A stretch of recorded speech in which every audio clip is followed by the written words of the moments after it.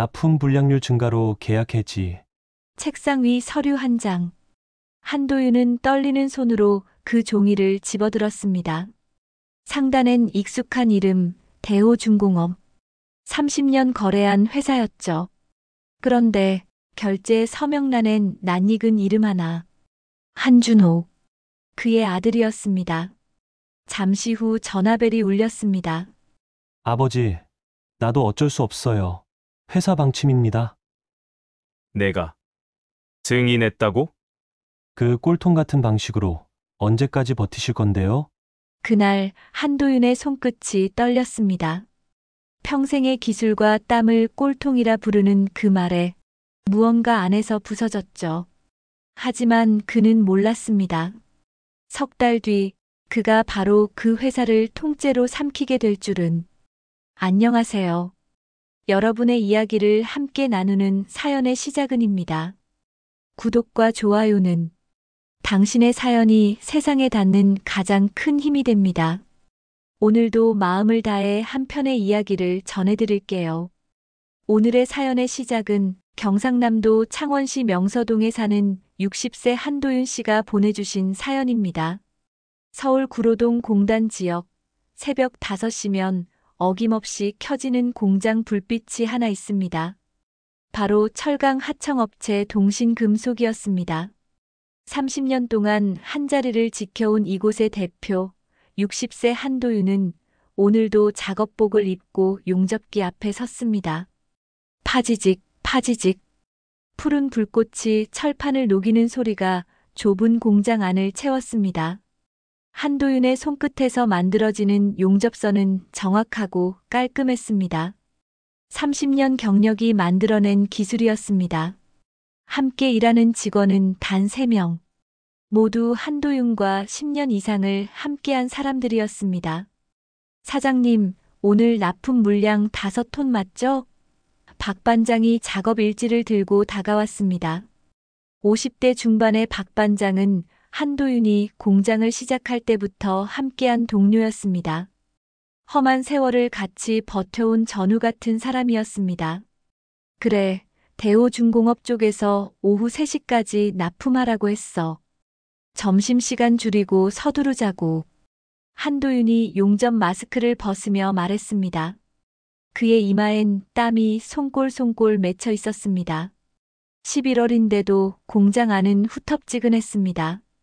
용접 불꽃의 열기가 좁은 공간을 가득 채우고 있었기 때문입니다. 한도윤은 이 일이 자랑스러웠습니다. 아무것도 없던 시절 맨손으로 시작해서 여기까지 왔습니다. 25살 때 처음 용접을 배웠습니다.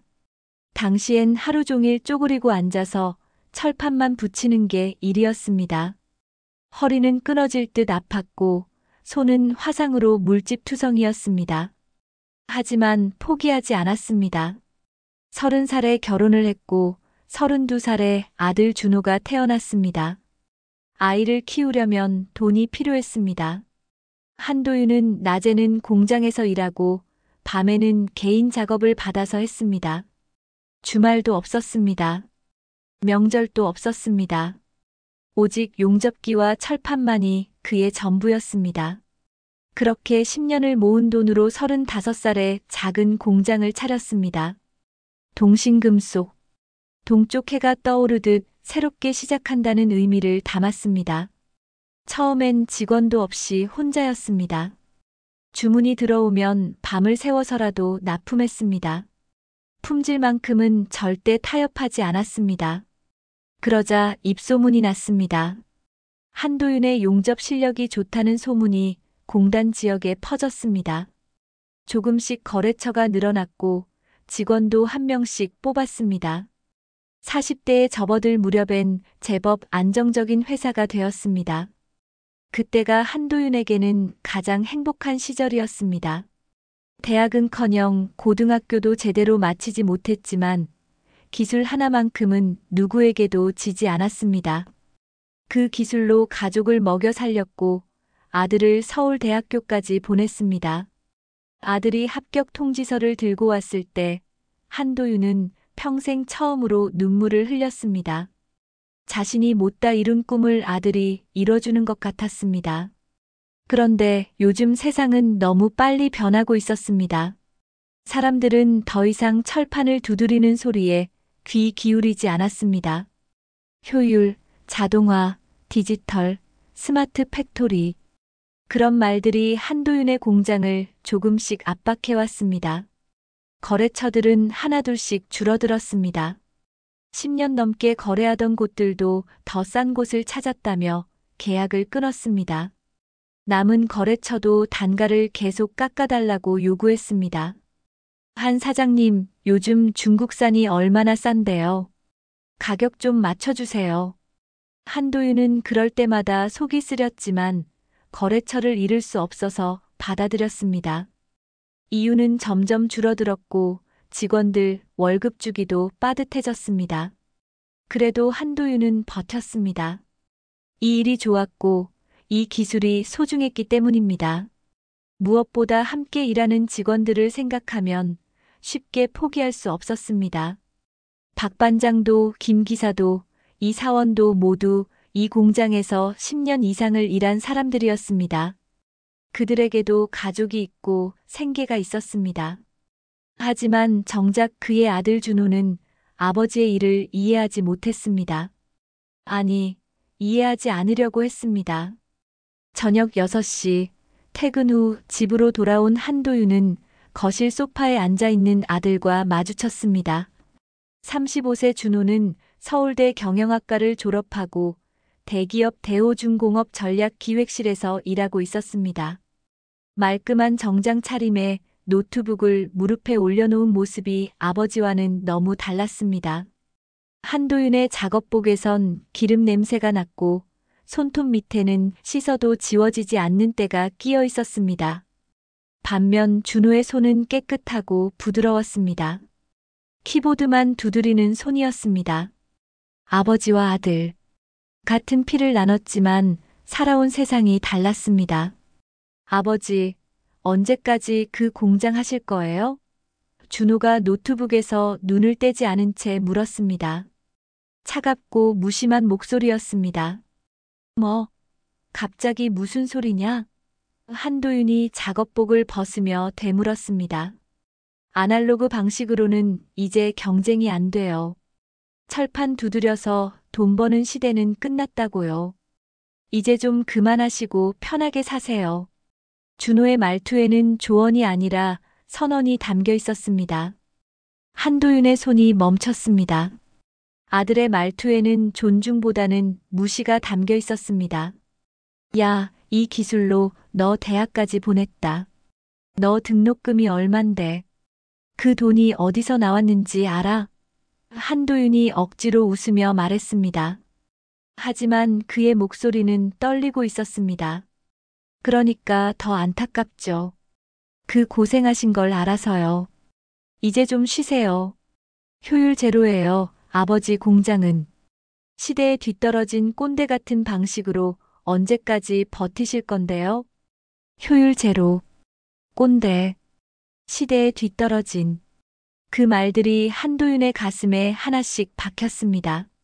30년 인생이 효율 제로라는 한마디로 정리되는 순간이었습니다. 준호는 더 이상 말하지 않고 방으로 들어가 버렸습니다. 쾅, 문 닫히는 소리가 유난히 크게 들렸습니다. 한도윤은 거실에 혼자 남아 자신의 손을 내려다봤습니다. 거칠고 상처투성이인 손. 용접 불꽃에 여러 번 된 자국들. 기름때가 손톱 밑까지 파고든 손. 굳은 살이 두껍게 박힌 손. 이 손으로 아들을 안아주었고, 이 손으로 아들의 학비를 벌었고, 이 손으로 가족을 지켰습니다. 그런데 아들은 이 손을 시대에 뒤떨어진 것으로 봤습니다. 아버지의 땀과 피가 배인 이 손을 쓸모없는 것으로 여겼습니다. 한도윤은 주먹을 꽉 쥐었습니다. 손끝이 떨렸습니다. 분노인지 서러움인지 허탈함인지 알 수 없는 감정이 밀려왔습니다. 한도윤은 창밖을 바라봤습니다. 멀리 대호중공업 본사 건물의 불빛이 보였습니다. 높이 솟은 빌딩, 화려한 네온 사인. 저곳에서 아들이 일하고 있습니다. 저 화려한 건물 안에서 아버지의 공장을 비효율적이라고 말하는 아들. 한도윤의 가슴 한편이 서늘하게 식어갔습니다. 그날 밤 한도윤은 잠을 이루지 못했습니다. 아들의 말이 계속 귓가에 맴돌았습니다. 정말 자신은 시대에 뒤떨어진 사람일까요? 자신이 평생 갈고 닦은 기술은 이제 쓸모없는 것일까요? 침대에 누워 천장을 바라보던 한도윤의 눈에서 미세한 떨림이 일었습니다. 옆에 누운 아내가 잠결에 한도윤의 손을 잡았습니다. 괜찮아요, 여보. 준호도 나중엔 알게 될 거예요. 아내는 거실에서 오간 대화를 다 들었던 모양이었습니다. 한도윤은 아무 말도 하지 못했습니다. 그저 아내의 손을 꽉 쥐었을 뿐이었습니다. 다음 날 아침 한도윤은 평소보다 일찍 공장으로 나갔습니다. 용접기 앞에 서서 철판을 바라봤습니다. 차갑고 단단한 금속. 하지만 한도윤의 손길을 거치면 어떤 형태로든 변합니다. 이것이 바로 기술이었습니다. 이것이 바로 자신의 인생이었습니다. 사장님, 오늘 컨디션 안 좋으세요? 박 반장이 걱정스러운 얼굴로 물었습니다. 한도윤의 얼굴에 피곤함이 역력했습니다. 아니야, 괜찮아. 일이나 하자. 한도윤이 고개를 저으며 용접 마스크를 썼습니다. 하지만 그의 손끝은 여전히 미세하게 떨리고 있었습니다. 용접 불꽃이 타오르기 시작했고 한도윤은 그 푸른빛 속으로 시선을 고정했습니다. 이것만큼은 포기할 수 없었습니다. 이것이 자신의 전부였으니까요. 한 달이 지났습니다. 동신금속은 여전히 돌아가고 있었지만 분위기는 예전 같지 않았습니다. 한도윤은 매일 새벽 5시에 출근했고 밤 10시가 넘어서야 퇴근했습니다. 잠이 오지 않았기 때문입니다. 집에 있으면 아들 준호의 말이 자꾸 떠올랐습니다. 그러던 어느 날 아침 한도윤의 책상 위에 우편물 하나가 놓여 있었습니다. 대호중공업 로고가 찍힌 공문 봉투였습니다. 한도윤은 이상한 예감이 들었습니다. 손이 떨렸지만 봉투를 뜯었습니다. 계약 해지 통보서. 제목부터 차갑게 박혀 있었습니다. 한도윤의 눈이 빠르게 내용을 훑었습니다. 납품 불량률 증가로 인한 품질 관리 미흡. 2025년 12월 1일자로 납품 계약을 해지함. 서류 하단엔 전략기획실장의 도장이 찍혀 있었습니다. 한도윤은 서류를 내려놓고 눈을 감았습니다. 대호중공업은 동신금속의 가장 큰 거래처였습니다. 전체 매출의 60%를 차지하는 곳이었습니다. 이 계약이 끊기면 공장을 유지하기 힘들어집니다. 직원들 월급도 제때 줄 수 없게 됩니다. 사장님, 무슨 일 있으세요? 박 반장이 한도윤의 굳어진 표정을 보고 물었습니다. 대호중공업에서 계약 끊는데.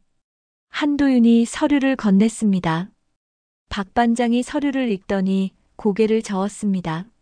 납품 불량률이요? 말도 안 됩니다. 우리 불량률이 얼만데요? 0.3%도 안 나옵니다. 한도윤도 알고 있었습니다. 동신금속의 품질은 업계에서도 인정받았습니다. 30년 동안 쌓아온 기술력이 있었고 한도윤은 납품 전 모든 제품을 일일이 검수했습니다. 불량률이 높을 리 없었습니다. 이건 핑계였습니다. 한도윤은 전화기를 집어들었습니다. 대호중공업 구매팀에 전화를 걸었습니다. 여보세요, 동신금속 한도윤입니다. 계약 해지 건으로 통화 좀 하려고요.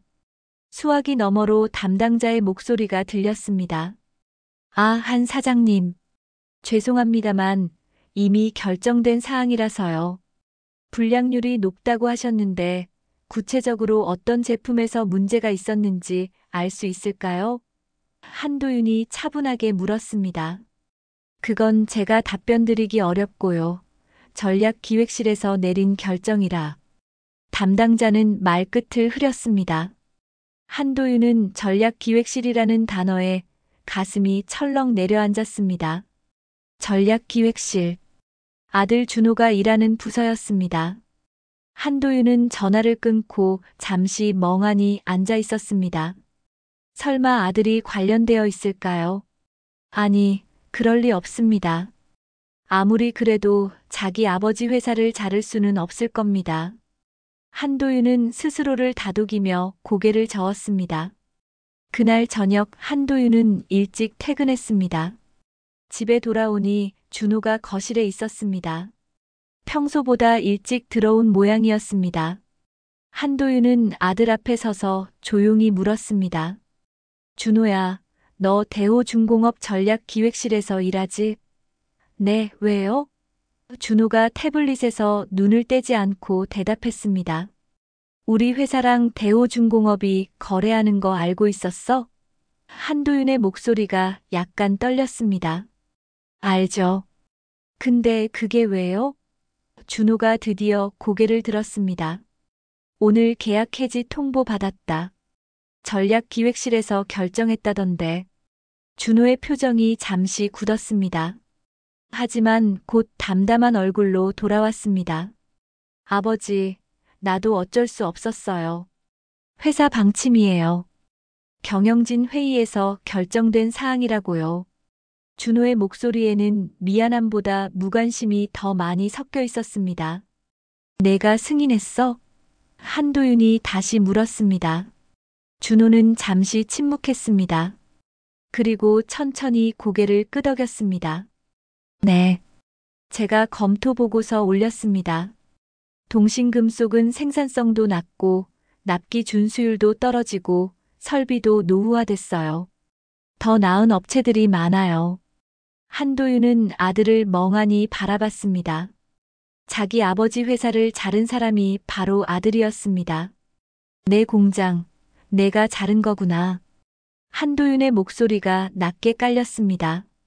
감정 섞지 마세요. 이게 현실입니다. 아버지도 사업하시니까 아시잖아요. 비즈니스는 비즈니스예요. 준호는 다시 태블릿을 보기 시작했습니다. 대화는 거기서 끝났습니다.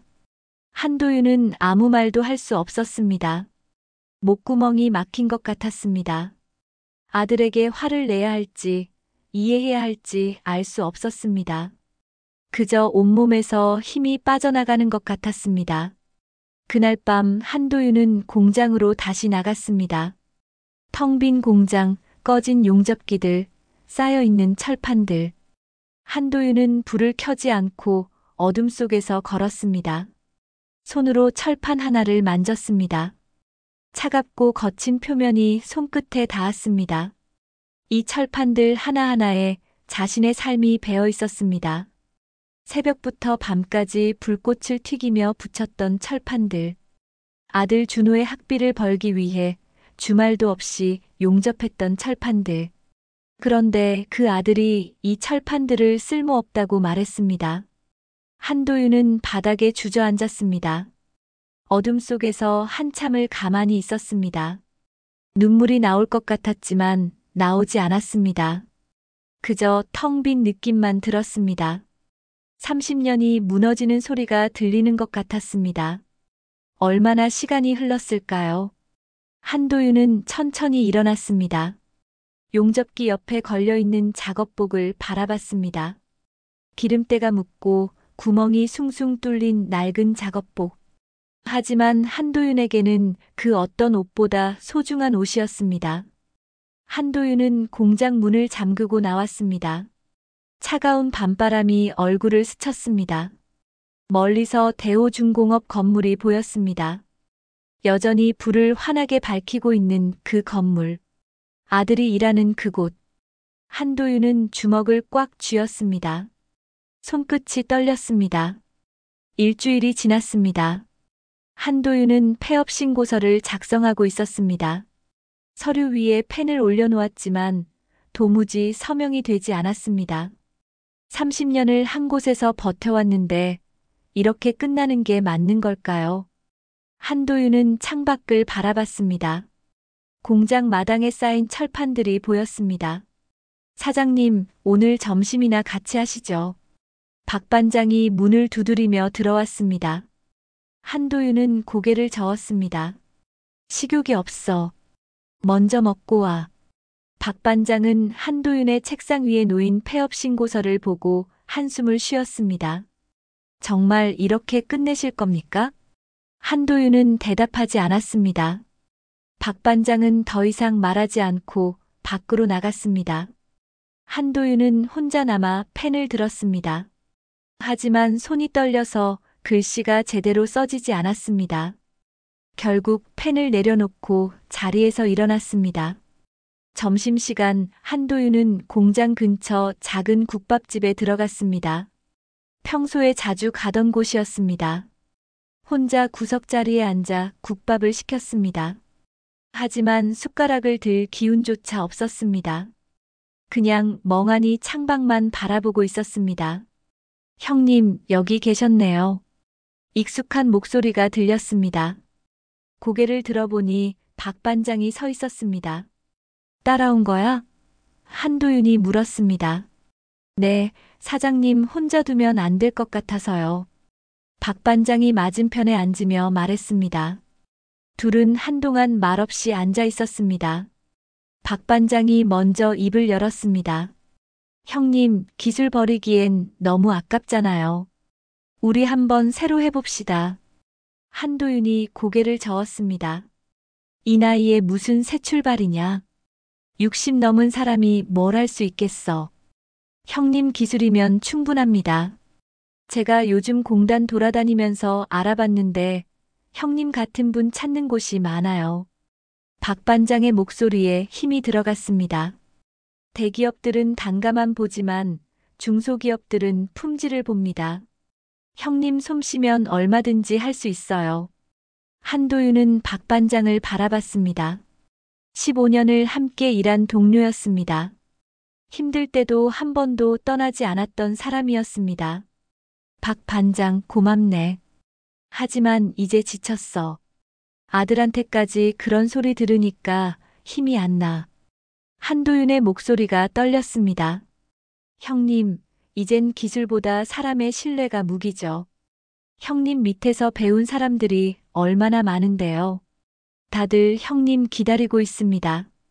박 반장이 한도윤의 손을 잡았습니다. 한 번만 더 해봅시다. 제대로 해봅시다. 한도윤은 박 반장의 눈을 봤습니다. 진심이 담겨 있었습니다. 한도윤의 마음이 조금씩 흔들리기 시작했습니다. 그렇습니다. 아직 끝이 아니었습니다. 손에 기술이 남아있는 한 다시 시작할 수 있었습니다. 다음 날 박 반장은 한도윤을 데리고 공단 지역을 돌아다녔습니다. 작은 철강 업체들을 방문했습니다. 박 반장이 예전부터 알고 지내던 사장들이었습니다. 한 사장님 오셨네요. 소문 들었습니다. 대호중공업이랑 계약 끊겼다면서요? 한 사장이 물었습니다.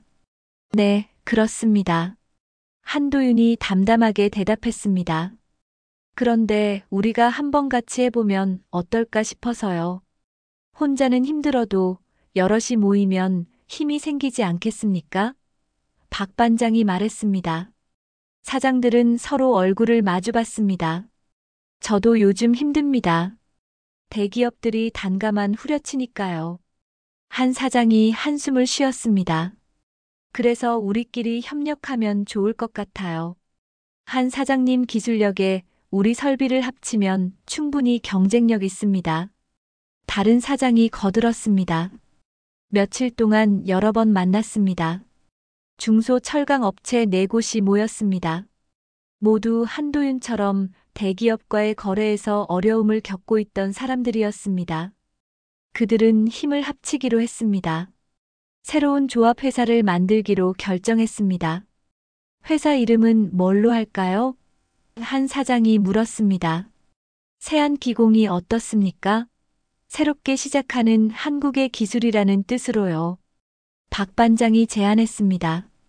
모두 고개를 끄덕였습니다. 세안기공. 이름부터 새 출발을 의미했습니다. 한 달 뒤 세안기공이 정식으로 출범했습니다. 동신금속 자리에 새 간판이 걸렸습니다. 한도윤은 대표를 맡았고 4개 업체가 협력사로 참여했습니다. 각자의 장점을 모았습니다. 한도윤의 기술력, 다른 업체들의 최신 설비, 그리고 무엇보다 서로를 믿는 신뢰였습니다. 첫날 한도윤은 오랜만에 용접기 앞에 섰습니다. 20년 전에 그렸던 도면을 다시 꺼내 펼쳤습니다. 세월이 흘렀지만 도면은 여전히 선명했습니다. 한도윤의 손이 도면 위를 천천히 따라갔습니다. 이 방식으로 다시 시작하자. 박 반장이 옆에서 물었습니다. 형님, 이 도면 옛날 방식 아닙니까? 그래, 효율은 떨어질 거야. 시간도 더 걸리고. 하지만 품질은 안 떨어진다.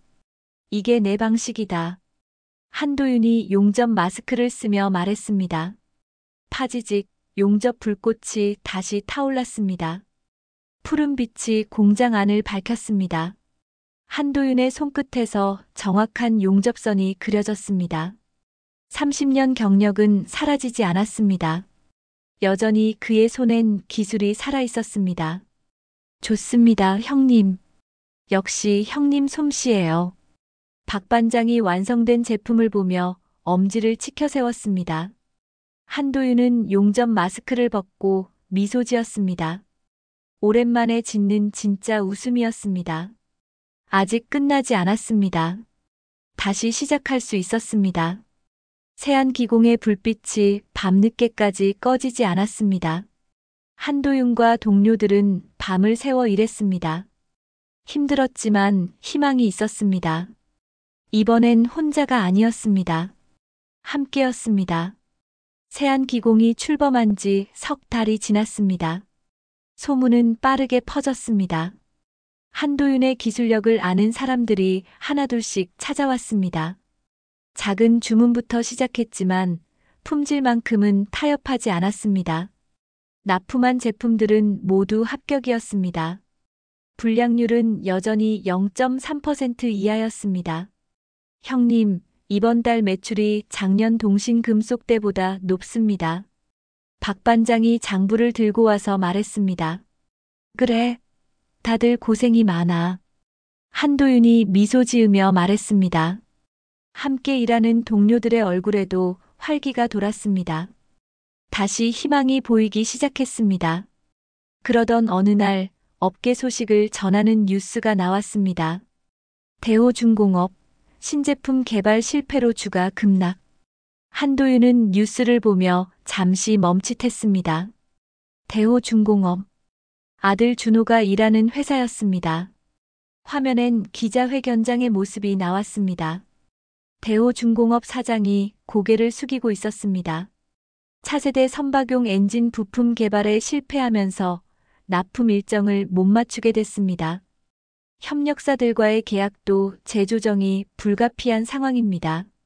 아나운서의 목소리가 이어졌습니다. 한도윤은 뉴스를 끄고 다시 일에 집중했습니다. 이젠 남의 일이었습니다. 한편 대호중공업 본사 회의실에서는 긴급 경영회의가 열리고 있었습니다. 준호도 그 자리에 있었습니다. 사장이 책상을 탁 치며 말했습니다. 대체 왜 이렇게 된 거야? 분명히 설계대로 하면 된다고 했잖아. 죄송합니다. 협력사에서 납품한 부품의 정밀도가 기준에 못 미쳤습니다. 개발팀장이 머리를 숙였습니다. 그럼 다른 업체 찾아봤어? 사장이 다그쳤습니다. 찾아봤지만 이 수준의 정밀도를 맞출 수 있는 곳이 없습니다. 기술력이 필요한 부분이라서요. 회의실이 무거운 침묵에 쌓였습니다. 그때 개발팀 직원 하나가 조심스럽게 말했습니다. 부장님, 세안기공이라고 아십니까? 최근에 생긴 업체인데 고정밀 용접 기술이 뛰어나다고 합니다. 샘플 몇 개 받아봤는데 품질이 정말 좋았습니다. 세안기공? 사장이 되물었습니다. 네, 대표가 한도윤 씨라고 합니다. 업계에서 30년 경력의 베테랑입니다. 직원이 자료를 꺼내 보여줬습니다. 준호의 얼굴이 굳어졌습니다. 한도윤, 자기 아버지였습니다. 사장이 준호를 쳐다봤습니다. 한 과장, 이 회사 아나? 준호는 잠시 망설이다가 대답했습니다. 네, 압니다. 저 회사 대표가 제 아버지입니다. 회의실이 술렁였습니다. 그래, 그럼 품질은 믿을 만하겠네? 사장이 물었습니다. 준호는 입술을 깨물었습니다. 품질은 좋습니다. 하지만 낡은 공정이에요.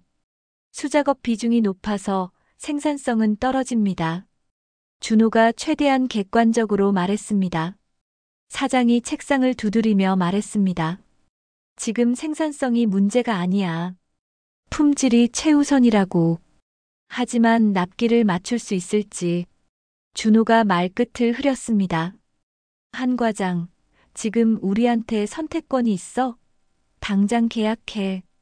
내가 직접 가서 협상하고 와. 사장의 목소리는 단호했습니다. 준호는 더 이상 말할 수 없었습니다. 회의가 끝나고 준호는 자리로 돌아왔습니다. 책상 앞에 앉아 한참을 멍하니 있었습니다. 세안기공. 아버지가 만든 회사. 석 달 전 자신이 계약을 끊었던 그 아버지가 이제 자신에게 필요한 사람이 되었습니다. 준호는 핸드폰을 꺼냈습니다. 아버지 전화번호를 한참 바라봤습니다. 손가락이 떨렸습니다. 전화를 걸어야 했습니다. 하지만 쉽게 누르지 못했습니다. 석 달 전의 일이 떠올랐습니다. 감정 섞지 마세요. 이게 현실입니다. 자신이 했던 말이 귓가에 맴돌았습니다. 결국 준호는 전화를 걸었습니다.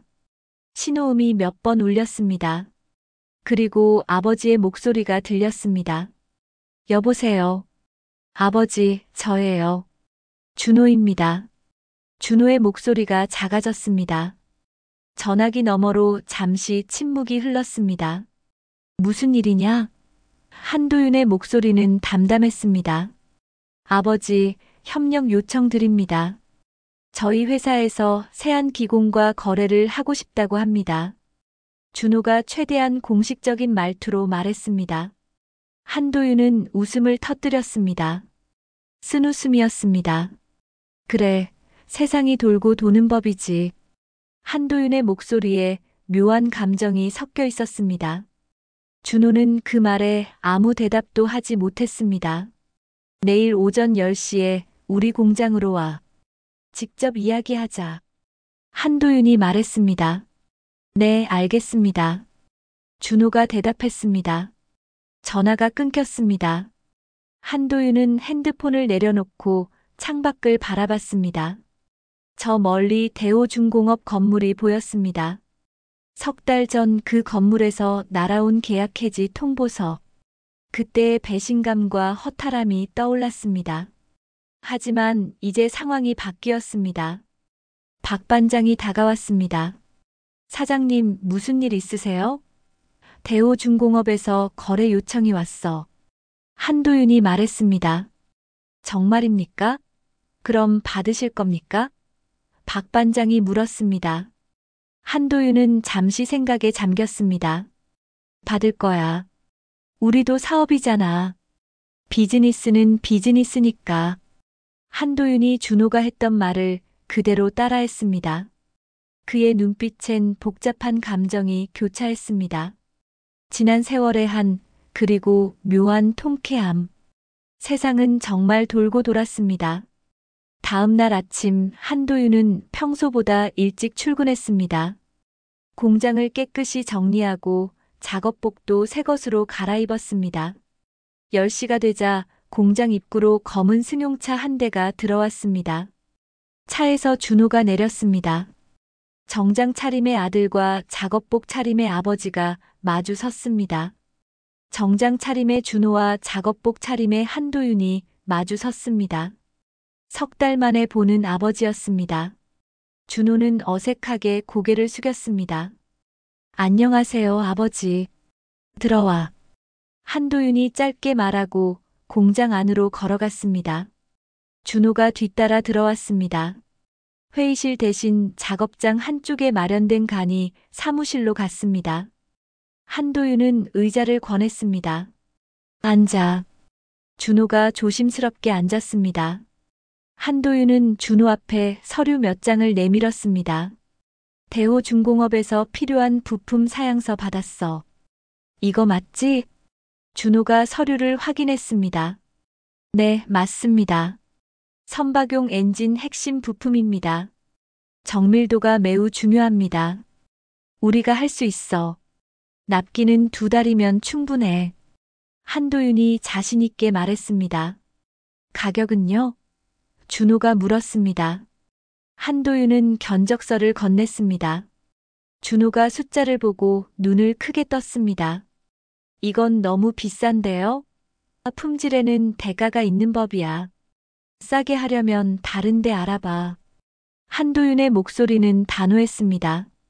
준호는 잠시 고민하다가 고개를 끄덕였습니다. 알겠습니다. 본사에 보고하겠습니다. 계약은 일주일 만에 성사되었습니다. 대호중공업은 세안기공의 조건을 모두 받아들였습니다. 선택의 여지가 없었기 때문입니다. 계약서에 도장이 찍히던 날 한도윤은 복잡한 심경이었습니다. 기뻤지만 씁쓸했습니다. 석 달 전 자신을 자른 회사와 다시 손잡는 일이었습니다. 작업이 시작되었습니다. 한도윤과 동료들은 밤낮 없이 일했습니다. 대호중공업의 요구 사양은 까다로웠습니다. 오차 범위가 0.01mm 이하여야 했습니다. 조금이라도 틀리면 불량이었습니다. 하지만 한도윤은 자신 있었습니다. 30년 경력이 헛되지 않았습니다. 한 달 반이 지났습니다. 납품 일정까지 보름이 남았습니다. 작업은 순조롭게 진행되고 있었습니다. 그런데 그날 밤 예상치 못한 일이 터졌습니다. 세안기공 3층 용접 라인에서 갑자기 불꽃이 튀었습니다. 이어서 굉음과 함께 폭발이 일어났습니다. 으악! 비명 소리가 들렸습니다. 한도윤은 급히 달려갔습니다. 연기가 자욱했습니다. 불이 번지고 있었습니다. 119불러. 빨리. 한도윤이 소리쳤습니다. 박 반장과 직원들이 소화기를 들고 달려왔습니다. 하지만 불은 쉽게 잡히지 않았습니다. 소방차가 도착했고 1시간 만에 불은 꺼졌습니다. 다행히 큰 인명 피해는 없었습니다. 하지만 직원 2명이 화상을 입고 병원으로 옮겨졌습니다. 용접 라인은 완전히 파손되었습니다. 한도윤은 망연자실했습니다. 왜 이런 일이 벌어진 걸까요? 다음 날 아침 경찰과 노동청 조사관들이 왔습니다. 한도윤 대표님이십니까? 네, 맞습니다. 산업안전보건법 위반 혐의로 조사하겠습니다. 동행해 주시죠. 한도윤은 경찰차에 올라탔습니다. 박 반장이 뒤쫓아 나왔습니다. 사장님, 괜찮아. 금방 돌아올게. 경찰서 조사실에서 한도윤은 조사를 받았습니다. 용접 라인의 안전장치가 제대로 작동하지 않았습니다. 정기 점검도 하지 않았고요. 조사관이 서류를 보며 말했습니다. 아닙니다. 저희는 매달 점검했습니다. 기록도 다 있습니다. 한도윤이 항변했습니다. 그런데 누군가 내부 제보를 했습니다. 세안기공이 안전규정을 위반하고 있다고요. 증거 자료도 함께 보내왔습니다. 조사관이 서류 뭉치를 꺼냈습니다. 한도윤은 그 서류들을 보고 얼어붙었습니다. 공장 내부 사진들, 작업일지 사본들. 이건 내부 사람이 아니면 구할 수 없는 자료들이었습니다. 제보자가 누굽니까? 한도윤이 물었습니다. 그건 말씀드릴 수 없습니다. 조사관이 고개를 저었습니다. 한도윤은 직감적으로 알았습니다. 준호였습니다. 아들이 또다시 자신을 배신한 것입니다. 그날 밤 한도윤은 구치소에 수감되었습니다. 차가운 독방에 혼자 앉아 있었습니다. 모든 게 무너지는 기분이었습니다. 겨우 다시 일어섰는데 또다시 나락으로 떨어졌습니다. 그것도 아들의 손에 의해서였습니다. 다음 날 면회 시간 준호가 왔습니다. 유리창 너머로 아버지와 마주 앉았습니다. 한도윤은 아들을 노려봤습니다. 내가 제보했지? 준호는 고개를 숙였습니다. 죄송합니다. 왜? 왜 그랬어? 한도윤의 목소리가 떨렸습니다. 이건 아버지가 감당하기엔 너무 큰 일입니다. 사람이 다칠 뻔했어요. 더 큰 사고가 나기 전에 스스로 물러나세요. 준호가 말했습니다. 너 내 손으로 날 끝내겠다는 거냐? 한도윤이 주먹을 불끈 쥐었습니다. 아버지, 세상은 감정으로 움직이지 않습니다. 안전이 최우선이에요. 아버지도 아시잖아요. 준호의 목소리는 여전히 차갑고 이성적이었습니다. 한도윤은 더 이상 말하지 않았습니다. 등을 돌리고 일어섰습니다. 다시는 내 앞에 나타나지 마라. 일주일 뒤 한도윤은 보석으로 풀려났습니다. 공장으로 돌아왔지만 모든 게 멈춰 있었습니다. 대호중공업과의 계약도 취소되었습니다. 협력사들도 하나둘씩 떠났습니다. 세안기공은 사실상 문을 닫은 것이나 다름없었습니다. 구치소에서 받은 신문들이 책상 위에 쌓여 있었습니다. 한도윤은 무심코 신문을 펼쳤습니다. 경제면 한쪽에 큰 기사가 보였습니다. 대호중공업 부실 경영 의혹, 검찰 수사 착수. 한도윤은 기사를 자세히 읽었습니다. 대호중공업이 협력사들에게 부당한 단가 인하를 강요했고 회계 장부를 조작했다는 내용이었습니다. 내부 고발자가 자료를 제출했다고 했습니다. 한도윤은 쓴웃음을 지었습니다. 아들의 회사가 무너지고 있었습니다. 신문을 넘기다가 작은 기사 하나가 눈에 들어왔습니다. 세안기공, 고정밀 용접 기술 특허 인정받아. 한도윤은 깜짝 놀라 기사를 읽었습니다. 석 달 전 출원했던 특허가 인정된 것입니다. 한도윤의 20년 노하우가 담긴 용접 기술이었습니다. 사장님, 특허 인정됐네요. 박 반장이 달려와 말했습니다. 그래, 봤어. 한도윤이 신문을 내려놓았습니다. 이제 어떻게 하실 겁니까? 박 반장이 물었습니다. 한도윤은 창밖을 바라봤습니다. 대호중공업 건물이 보였습니다. 다시 시작해야지. 아직 끝난 게 아니야. 한도윤의 눈빛이 달라졌습니다. 무너졌지만 포기하지 않았습니다. 특허 기술이 있었습니다. 다시 일어설 수 있었습니다. 한도윤은 주먹을 꽉 쥐었습니다. 보석으로 풀려난 지 사흘째 되는 날, 박 반장이 한도윤을 찾아왔습니다. 얼굴에 흥분이 가득했습니다. 형님, 큰일 났습니다. 아니, 큰일 아니고 중요한 걸 발견했습니다. 박 반장이 숨을 헐떡이며 말했습니다. 무슨 일인데 그래? 한도윤이 의자를 권했습니다. 박 반장은 가방에서 서류 몇 장을 꺼냈습니다. 형님, 그 폭발 사고 있잖아요. 제가 사고 현장을 다시 조사해봤습니다. 그래서 원인이 기계 결함이 아니었어요. 도면이 바뀌어 있었습니다. 박 반장이 도면 2장을 나란히 펼쳤습니다. 한도윤은 도면을 자세히 들여다봤습니다. 왼쪽은 세안기공이 처음 받았던 설계도였습니다. 오른쪽은 실제 작업할 때 사용했던 도면이었습니다. 얼핏 보면 비슷했지만 자세히 보니 용접 각도와 압력 수치가 달랐습니다. 이건 내 손으로 그린 게 아니야. 한도윤이 중얼거렸습니다. 맞습니다. 누군가 중간에 도면을 바꿔치기 한 겁니다. 그래서 용접 라인에 과부하가 걸렸던 거예요. 박 반장이 설명했습니다. 그럼 사고 원인이 우리 잘못이 아니라는 거잖아. 네, 맞습니다. 그런데 더 중요한 게 있어요. 박 반장이 또 다른 서류를 꺼냈습니다. 이 도면 수정 날짜를 보세요. 대호중공업 전략기획실에서 보낸 겁니다. 한도윤의 눈빛이 차갑게 변했습니다. 전략기획실. 준호가 있는 곳이었습니다. 준호가 일부러 사고를 만들려고 한 건가? 한도윤이 주먹을 쥐었습니다. 확실하진 않지만 의심할 만합니다. 이 증거를 가지고 재조사를 요청하면 됩니다. 박 반장이 말했습니다. 한도윤은 깊은 생각에 잠겼습니다. 아들이 정말 이런 짓까지 할 수 있을까요? 한도윤은 변호사를 선임했습니다. 서울 강남의 한법률사무소를 찾아갔습니다.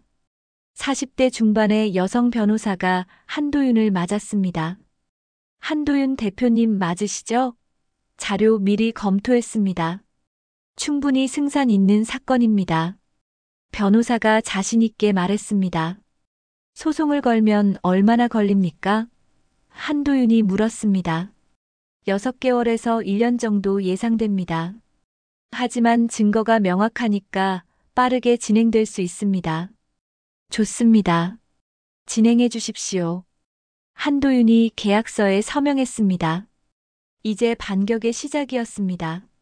소송 준비와 함께 한도윤은 다른 계획도 세우기 시작했습니다. 특허 기술을 가지고 있었지만 자금이 필요했습니다. 공장을 다시 세우려면 큰 돈이 들었습니다. 한도윤은 오래된 수첩을 꺼냈습니다. 거기엔 예전에 가르쳤던 제자들의 연락처가 적혀 있었습니다. 그중 한 명이 눈에 들어왔습니다. 김민재. 15년 전 한도윤 밑에서 용접을 배웠던 청년이었습니다. 당시엔 가난한 집안의 고등학교 중퇴생이었습니다. 한도윤이 기술을 가르쳤고 학비도 지원해줬습니다. 그 청년이 지금은 벤처기업을 운영하고 있다는 소식을 들었습니다. 한도윤은 김민재에게 전화를 걸었습니다. 여보세요, 민재 씨? 나 한도윤입니다. 선생님, 정말 오랜만입니다. 어떻게 지내세요? 김민재의 목소리가 반가움으로 가득했습니다. 요즘 좀 어려운 일을 겪고 있네. 만나서 이야기 좀 할 수 있을까? 다음 날 서울 삼성동의 한 카페에서 두 사람이 만났습니다. 김민재는 말끔한 정장 차림이었습니다. 선생님 많이 힘드셨죠? 뉴스에서 봤습니다. 김민재가 걱정스러운 얼굴로 말했습니다. 그래, 한바탕 곤욕을 치렀지. 그런데 민재 씨, 자네 회사가 요즘 잘 된다면서? 네, 다행히 투자도 받고 성장하고 있습니다. 다 선생님 덕분입니다.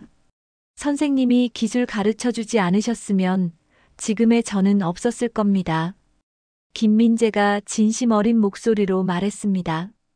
한도윤은 김민재에게 세안기공의 특허 기술에 대해 설명했습니다. 김민재는 설명을 듣더니 눈빛이 달라졌습니다. 선생님, 이 기술이면 글로벌 시장에서도 충분히 통합니다. 저희가 이 기술 사겠습니다. 살 수 있나? 한도윤이 되물었습니다. 네, 그런데 조건이 하나 있습니다. 김민재가 몸을 앞으로 기울였습니다. 무슨 조건인가? 대호중공업을 인수하죠. 김민재의 말에 한도윤은 깜짝 놀랐습니다. 대호중공업을? 네, 지금 대호중공업이 부실 경영 의혹으로 주가가 폭락했습니다. 인수하기 딱 좋은 타이밍입니다. 선생님 기술과 저희 자본을 합치면 충분히 가능합니다. 한도윤은 커피잔을 내려놓았습니다. 손이 떨렸습니다. 이번엔 분노가 아니었습니다. 오랜 꿈이 눈앞에 펼쳐지는 떨림이었습니다. 자신을 배신했던 회사를, 아들이 일하는 그 회사를 인수한다는 상상. 한 번도 해본 적 없는 일이었습니다. 정말 가능할까? 한도윤이 조심스럽게 물었습니다. 가능합니다. 저희 회사가 주 투자자가 되고 선생님이 경영에 참여하시면 됩니다. 대호중공업의 기술력과 설비, 거기에 선생님의 특허 기술까지 합치면 완전히 새로운 회사가 됩니다. 김민재가 노트북을 꺼내 사업 계획을 보여줬습니다. 한도윤은 화면을 보며 생각에 잠겼습니다. 이건 단순한 복수가 아니었습니다. 진짜 새로운 시작이었습니다. 30년 기술을 인정받는 일이었습니다. 자신을 꼴통이라 불렀던 세상에게 증명하는 일이었습니다. 한도윤은 천천히 고개를 끄덕였습니다. 좋아. 해보자. 한도윤이 김민재의 손을 맞잡았습니다. 감사합니다, 선생님. 절대 후회하지 않으실 겁니다. 김민재가 환하게 웃었습니다. 두 사람은 구체적인 계획을 세우기 시작했습니다. 법률팀을 꾸리고 투자자들을 모으고 인수 계획을 수립했습니다. 한 달 동안 은밀하게 움직였습니다. 대호중공업 측에서는 전혀 눈치채지 못했습니다. 주가는 계속 떨어졌고 경영진은 혼란에 빠져 있었습니다. 검찰 수사도 진행 중이었습니다. 완벽한 타이밍이었습니다. 어느 날 밤 한도윤은 공장 옥상에 올라갔습니다. 서울 야경이 한눈에 들어왔습니다. 대호중공업 건물도 보였습니다. 한도윤은 그 건물을 바라보며 중얼거렸습니다. 이제 곧이야. 조금만 기다려. 그의 눈빛엔 결연함이 가득했습니다. 반격의 불씨가 타오르고 있었습니다. 석 달이 지났습니다. 그동안 한도윤과 김민재는 치밀하게 준비했습니다. 투자자들을 설득하고 자금을 모으고 법률 검토를 마쳤습니다. 대호중공업의 주가는 계속 하락했고 대주주들은 불안해했습니다. 완벽한 타이밍이었습니다. 드디어 인수 공식 발표일이 왔습니다. 서울 여의도 한 호텔 컨벤션홀에서 기자회견이 열렸습니다. 수십 명의 기자들이 카메라를 들고 대기하고 있었습니다. 대호중공업 관계자들도 자리를 가득 메웠습니다. 준호도 그 자리에 있었습니다. 준호는 긴급 소집된 이 기자회견의 의미를 몰랐습니다. 회사 측에서는 중요한 발표가 있다고만 했습니다. 준호는 불안한 마음으로 앞쪽 좌석에 앉아 있었습니다. 옆자리 동료가 속삭였습니다. 무슨 발표일까요? 혹시 회사 매각하는 거 아니에요? 설마요. 그럴 리 없습니다. 준호가 고개를 저었습니다. 하지만 가슴 한편이 불안했습니다. 최근 몇 달간 회사 분위기가 이상했습니다. 경영진은 계속 비상회의를 열었고 주가는 폭락했습니다. 검찰 수사도 진행 중이었습니다. 뭔가 큰 변화가 올 것 같은 예감이 들었습니다.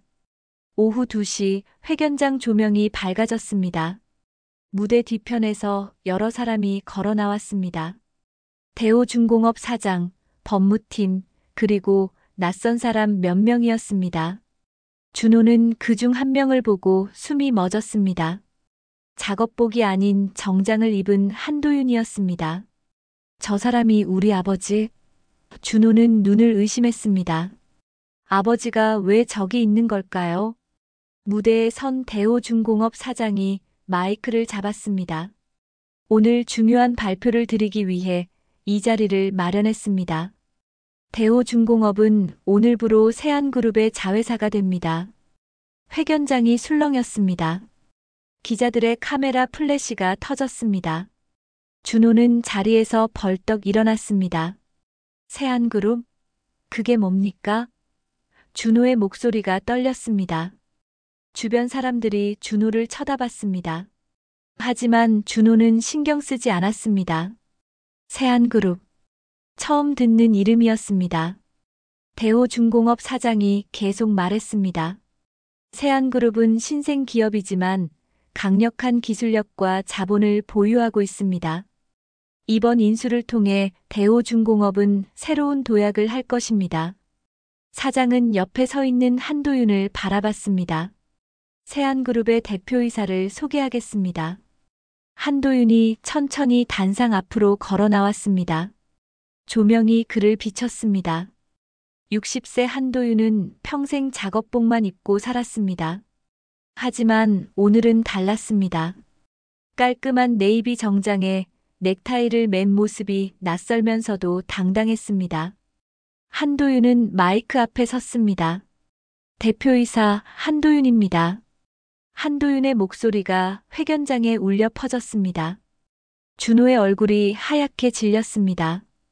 다리에 힘이 풀렸습니다. 옆자리에 털썩 주저앉았습니다. 아버지가 대호중공업을 인수했다는 사실이 믿기지 않았습니다. 한도윤은 준비한 원고를 보지 않았습니다. 그냥 자신의 언어로 말했습니다. 저는 30년간 철강 현장에서 일해온 기술자입니다. 대학도 나오지 않았습니다. 화려한 이력도 없습니다. 그저 손으로 철판을 붙이며 살아왔습니다. 회견장이 조용해졌습니다. 모두가 한도윤의 말에 귀를 기울였습니다. 누군가는 저를 꼴통이라고 불렀습니다. 시대에 뒤떨어진 사람이라고 했습니다. 낡은 방식으로 일한다고 비웃었습니다. 한도윤의 시선이 준호를 향했습니다. 준호는 고개를 숙였습니다. 하지만 저는 포기하지 않았습니다. 기술은 낡지 않습니다. 사람이 포기할 뿐입니다. 저는 제 기술을 믿었고 동료들을 믿었습니다. 그리고 다시 일어섰습니다. 한도윤의 목소리에 힘이 실렸습니다. 기자들이 열심히 받아 적었습니다. 세안그룹은 기술과 사람을 존중하는 회사입니다. 효율만 따지지 않습니다. 품질과 신뢰를 최우선으로 합니다. 대호중공업 직원 여러분, 걱정하지 마십시오. 여러분의 일자리는 보장됩니다. 오히려 더 나은 환경에서 일하게 될 것입니다. 한도윤의 말에 직원들이 안도의 한숨을 쉬었습니다. 한도윤은 마지막으로 말했습니다. 세상은 말이 아니라 손으로 만드는 겁니다. 키보드를 두드리는 손도 중요하지만 철판을 붙이는 손도 중요합니다. 저는 그걸 증명하고 싶었습니다. 그리고 오늘 이렇게 증명했습니다. 회견장에 박수가 터져 나왔습니다. 기자들이 질문을 쏟아냈습니다. 인수 자금은 어떻게 마련하셨습니까? 세안그룹의 향후 계획은 무엇입니까? 한도윤은 차분하게 하나씩 대답했습니다. 옆에서 김민재가 보충 설명을 했습니다. 완벽한 호흡이었습니다. 1시간의 기자회견이 끝났습니다. 한도윤은 무대에서 내려왔습니다. 준호가 기다리고 있었습니다. 아버지와 아들이 복도에서 마주 섰습니다. 준호는 할 말을 찾지 못했습니다. 아버지, 떨리는 목소리로 간신히 말했습니다. 준호야, 너도 이 회사 직원이지? 한도윤이 담담하게 물었습니다. 네. 준호가 고개를 숙였습니다. 그럼 내일부터 출근해. 월요일 아침 8시에 내 사무실로 와. 할 이야기가 있어. 한도윤은 더 이상 말하지 않고 걸어갔습니다. 준호는 그 자리에 멍하니 서 있었습니다. 모든 게 꿈만 같았습니다. 자신이 계약을 끊었던 아버지가 이제 자신의 상사가 되었습니다. 자신이 꼴통이라고 부르던 아버지가 회사를 인수했습니다. 세상이 완전히 뒤집힌 기분이었습니다. 그날 밤 한도윤은 공장으로 돌아왔습니다. 세안기공의 작은 사무실이었습니다. 박 반장이 기다리고 있었습니다. 형님, 축하드립니다. 정말 해내셨네요. 박 반장이 한도윤의 손을 꽉 잡았습니다. 우리 다 같이 해낸 거지. 한도윤이 미소 지었습니다. 한도윤은 창밖을 바라봤습니다. 대호중공업 건물이 보였습니다. 이제 저 건물의 주인이 자신이었습니다. 꿈만 같았습니다. 하지만 실제였습니다. 한도윤은 자신의 손을 내려다봤습니다. 여전히 거칠고 굳은 살 박힌 손이었습니다. 이 손으로 이뤄낸 일이었습니다. 형님, 이제 어떻게 하실 겁니까? 박 반장이 물었습니다. 일해야지. 아직 시작일 뿐이야. 진짜 일은 지금부터야. 한도윤이 작업복을 바라보며 말했습니다. 최후의 대결에서 승리했지만 진짜 전쟁은 이제부터였습니다. 석 달이 흘렀습니다. 세안그룹은 빠르게 변화하고 있었습니다. 한도윤은 대호중공업의 낡은 시스템을 하나씩 바꿔나갔습니다. 직원들의 처우를 개선하고 협력업체와의 불공정 계약을 재조정했습니다. 가장 중요한 건 기술자들을 존중하는 문화를 만드는 것이었습니다.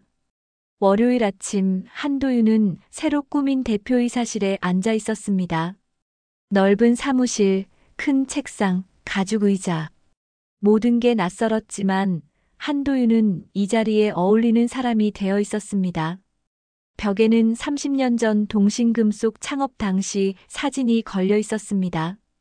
초심을 잊지 않기 위해서였습니다. 노크 소리가 들렸습니다. 들어오세요. 한도윤이 말했습니다. 문이 열리고 준호가 들어왔습니다. 석 달 동안 준호는 한 번도 아버지를 찾아오지 않았습니다. 부끄러웠고 무서웠습니다. 하지만 오늘은 한도윤이 직접 불렀습니다. 앉아라. 한도윤이 소파를 가리켰습니다. 준호는 조심스럽게 앉았습니다. 고개를 들지 못했습니다. 준호야, 요즘 어떻게 지내냐? 한도윤이 먼저 물었습니다. 그냥 지내고 있습니다. 준호의 목소리가 작았습니다.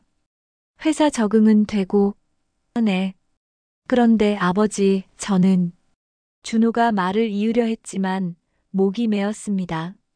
석 달 동안 하고 싶었던 말들이 목구멍까지 올라왔다가 다시 내려갔습니다. 한도윤은 준호를 조용히 바라봤습니다. 아들의 마음을 알고 있었습니다. 준호야, 너 전략기획실에서 일했지? 네. 그럼 이제 다른 부서로 옮겨야겠다. 생산관리팀으로 가라. 한도윤이 말했습니다. 준호가 고개를 들었습니다. 생산관리팀이요? 그래, 현장을 배워야 해. 책상에서만 일하면 진짜를 모르게 돼. 준호는 망설였습니다. 생산관리팀은 공장 현장과 직접 소통하는 부서였습니다. 작업복을 입고 기름 냄새를 맡으며 일해야 했습니다. 준호가 가장 피하고 싶었던 일이었습니다. 하지만 거절할 수 없었습니다. 알겠습니다. 그리고 이거. 한도윤이 서류 봉투를 건넸습니다. 준호가 열어보니 도면 한 장이 들어 있었습니다. 복잡한 선들과 숫자들이 빼곡히 적혀 있었습니다. 이게 뭡니까? 새 프로젝트 도면이야. 너한테 맡기려고 한다. 한도윤이 설명했습니다. 준호는 도면을 자세히 봤습니다. 하지만 이해할 수 없었습니다. 아버지, 저는 이런 거 읽을 줄 모릅니다. 그럼 배워야지. 일주일 후에 다시 와. 그때 이 도면 설명해봐. 한도윤의 목소리는 부드러웠지만 단호했습니다. 준호는 도면을 들고 사무실을 나왔습니다. 복도를 걸으며 도면을 다시 봤습니다. 아버지가 평생 그려온 이런 도면들을 자신은 단 한 번도 제대로 본 적이 없었습니다. 효율이 떨어진다고 낡았다고만 생각했습니다. 하지만 이 선 하나하나에 기술이 담겨 있었습니다. 일주일 동안 준호는 현장을 돌아다녔습니다. 생산관리팀 선배들을 따라다니며 배웠습니다. 작업복을 입고 안전모를 썼습니다. 용접 현장에도 갔습니다. 파지직 소리와 함께 튀는 불꽃, 뜨거운 열기, 기름 냄새. 처음엔 견디기 힘들었습니다. 하지만 조금씩 보이기 시작했습니다. 기술자들의 손놀림, 정밀한 각도 조절, 철판이 완벽하게 붙는 순간 이 모든 게 단순한 육체 노동이 아니었습니다. 예술이었습니다. 과학이었습니다. 준호는 그제야 아버지가 평생 해온 일의 가치를 이해하기 시작했습니다. 일주일 후 준호는 다시 한도윤의 사무실을 찾았습니다. 이번엔 자신 있게 들어갔습니다. 아버지, 도면 분석 끝났습니다. 준호가 자료를 펼쳤습니다. 한도윤은 준호의 설명을 들었습니다. 틀린 부분도 있었지만 핵심은 파악하고 있었습니다. 잘했다. 한도윤이 고개를 끄덕였습니다. 하지만 아버지, 이 도면은 효율이 좀 떨어지는 것 같습니다. 준호가 조심스럽게 말했습니다. 한도윤이 웃었습니다. 맞아. 효율은 떨어져. 하지만 이건 효율을 설계하는 도면이 아니야. 그럼 뭡니까? 준호가 물었습니다. 신뢰를 설계하는 도면이지. 이 방식으로 만들면 시간은 더 걸려. 비용도 더 들어. 하지만 절대 고장나지 않아. 50년을 써도 끄떡없어. 그게 바로 신뢰야. 한도윤이 도면을 가리키며 설명했습니다. 준호는 아무 말도 할 수 없었습니다. 자신이 그동안 얼마나 좁은 시야로 세상을 봤는지 깨달았습니다. 효율만 따지고 숫자만 봤습니다. 하지만 진짜 중요한 건 사람의 신뢰였습니다. 품질에 대한 자부심이었습니다. 아버지는 그걸 평생 지켜왔습니다. 아버지. 준호의 목소리가 떨렸습니다. 제가 정말 잘못했습니다. 아버지를 무시했고, 배신했고, 심지어 감옥까지 보냈습니다. 용서받을 수 없는 일을 했습니다. 준호가 고개를 깊이 숙였습니다. 눈물이 뚝뚝 떨어졌습니다. 한도윤은 자리에서 일어나 준호 옆에 앉았습니다. 아들의 어깨에 손을 올렸습니다. 준호야, 틀려도 괜찮아. 그게 배움이지. 넘어지면 다시 일어나면 돼. 나도 평생 넘어지고 일어나길 반복했어. 중요한 건 포기하지 않는 거야. 준호가 고개를 들었습니다. 아버지의 눈에도 눈물이 맺혀 있었습니다. 아버지, 이제 같이 일하자. 너의 경영 지식, 나의 기술. 합치면 정말 좋은 회사 만들 수 있어. 한도윤이 준호의 손을 잡았습니다. 거칠고 굳은 살 박힌 아버지의 손과 부드러운 아들의 손이 맞닿았습니다. 그날 오후 한도윤과 준호는 함께 새 공장 현장을 방문했습니다. 세안그룹이 새로 지은 최첨단 공장이었습니다. 하지만 여전히 수작업 공정이 많았습니다. 한도윤의 철학이 반영된 공장이었습니다. 햇살이 공장 유리창을 통해 들어와 철판 위로 번졌습니다. 한도윤은 철판 하나를 집어들었습니다. 손에 묻은 기름을 천천히 닦으며 미소 지었습니다. 준호야, 기억해. 기술은 늙지 않는다. 사람이 포기할 뿐이지. 네, 아버지. 이제 알겠습니다. 준호가 옆에 서서 아버지를 바라봤습니다. 저 멀리 용접 불꽃이 타오르고 있었습니다. 푸른 빛이 공장 안을 밝혔습니다. 한도윤은 그 빛을 바라보며 생각했습니다. 60년 인생, 참 많은 일이 있었습니다. 넘어지고 배신당하고 무너졌습니다. 하지만 포기하지 않았습니다. 그리고 결국 이겼습니다. 아버지, 저도 용접 한번 배워보고 싶습니다. 준호가 말했습니다. 한도윤이 깜짝 놀라 아들을 봤습니다. 정말? 네, 아버지가 평생 하신 일을 직접 해보고 싶습니다. 준호의 눈빛이 진지했습니다. 한도윤은 활짝 웃었습니다. 평생 본 적 없는 환한 웃음이었습니다. 좋아, 가르쳐 줄게. 힘들 거야. 괜찮습니다. 배우고 싶습니다. 아버지와 아들은 함께 용접 작업장으로 걸어갔습니다. 석양이 두 사람의 뒷모습을 비쳤습니다. 세상은 변했습니다. 꼴통이라 불리던 남자가 대기업을 인수했습니다. 아버지를 무시하던 아들이 무릎을 꿇었습니다. 하지만 가장 큰 변화는 마음이었습니다.